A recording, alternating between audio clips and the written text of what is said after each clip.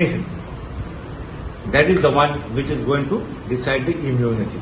So what will your advice regarding the third wave to the parents? Well, I think this advice should come from the government and from the ICMR and from the public health experts. Individually, what advice I can give, because the advice should be implemented.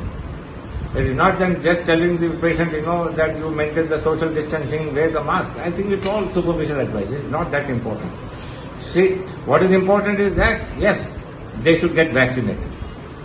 They should get vaccinated. And any myths and any fear about the vaccine should be, taken out from the mind. So that is my advice. Don't worry. You take your vaccine. There are no issues with the vaccine. There are no side effects with the vaccine.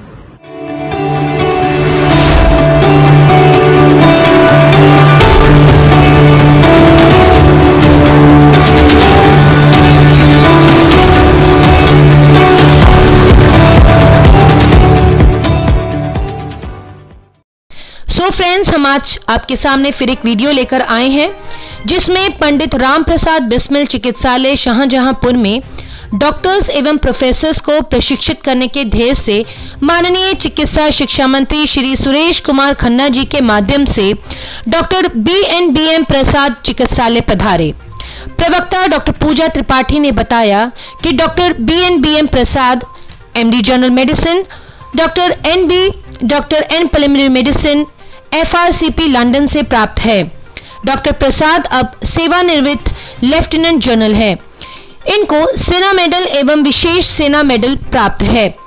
40 वर्षों से सेना में दक्षिण भारत में अपनी सेवा दे चुके हैं। वर्तमान में KGMU के प्रिलिमिनरी मेडिसिन विभाग देख रहे हैं तथा मेडिकल एजुकेशन के एडवाइजर भी हैं। डॉक्टर प्रसाद जी ने सर्वप्रथम ट्रॉमा सेंटर का निरीक्षण किया। ट्रॉमा सेंटर को प्रोटोकॉल बोर्ड एवं प्रिवेंटिव मेडिसिन पोस्टर लगाकर आकर्षित बनाने इत्यादि सुझाव दिए। उसके उपरांत प्राचार्य डॉक्टर राजेश कुमार ने चिकित्सालय के मीटिंग हॉल में डॉक्टर प्रसाद का सभी चिकित्सकों से परिचय कराया। प्राचार्य ने डॉक्टर प्रसाद को एक तुलसी का पौधा व स्मृति चिन्ह भेंट किया। डॉक्टर प्रसाद ने कोरोना की तीसरी लहर के बारे में चर्चा की व चिकित्सकों के प्रश्नों के उत्तर भी दिए। डॉक्टर प्रसाद ने कोरोना के टीकाकरण की प्रमुखता के बारे में बताया। उपाचार्य डॉक्टर नीरा ने उन्हें अपना अमूल्य समय देने के लिए धन्यवाद दिया। इस अवसर पर CMS doctor Sinha, MS doctor MP Gangwar व चिकित्सा महाविद्यालय शाहजहांपुर के सभी संकाय सदस्य एवं चिकित्सक उपस्थित रहे। देखिए आप हमारी इस वीडियो में।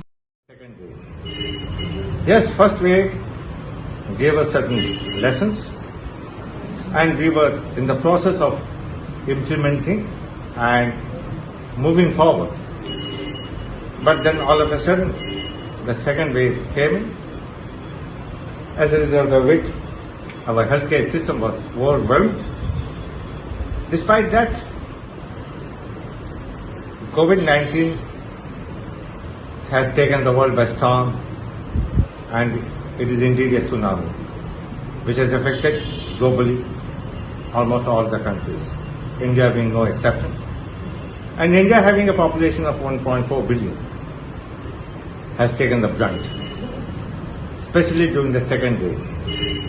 Yes, first wave gave us certain lessons and we were in the process of implementing and moving forward. But then all of a sudden the second wave came in, as a result of which our healthcare system was overwhelmed. Despite that, the government took measures to provide emergency oxygen, emergency medicine, and it is a matter of pride, we can say, despite so many shortcomings in the system, that we could reduce the mortality. And the Indian mortality rate is much lower. That is around 1.2%, which is much lower. Okay, so that's a credit to the government. After all, you should imagine what is the population of this country, what type of infrastructure that we have. Despite all this, we could be able to vaccinate. With the mutant variety, Delta variety coming into the scenario, whether it will offer the 100% protection is difficult to say. And virus, in terms of its replication into trillions and trillions of copies, obviously is going to mutate, and we are going to have different strains of this COVID having different properties in terms of infectiousness, transmission rates, and also severity.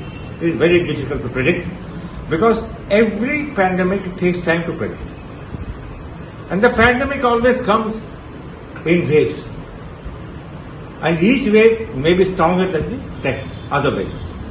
So it comes with a much more ferocity. And we have seen the pandemic, influenza pandemic, the Spanish flu pandemic, and they lost it for quite some time. And then the vaccine came in. Now there is no recurrence of the problem. Yes, sporadic incidents of influenza do take place because despite vaccination, there are certain groups who are going to have this problem. That is why we vaccinate people elderly. Why we give pneumococcal vaccine? Why we give influenza vaccine? Basically because they are vulnerable groups. But for the general population, it is a herd immunity which matters a lot. The infection, whether by the live virus or a dead virus, but that is the one which is going to decide the immunity. So what will you advise regarding the third wave to the parents? Well, I think this advice should come from the government and from the ICMR and from the public health experts.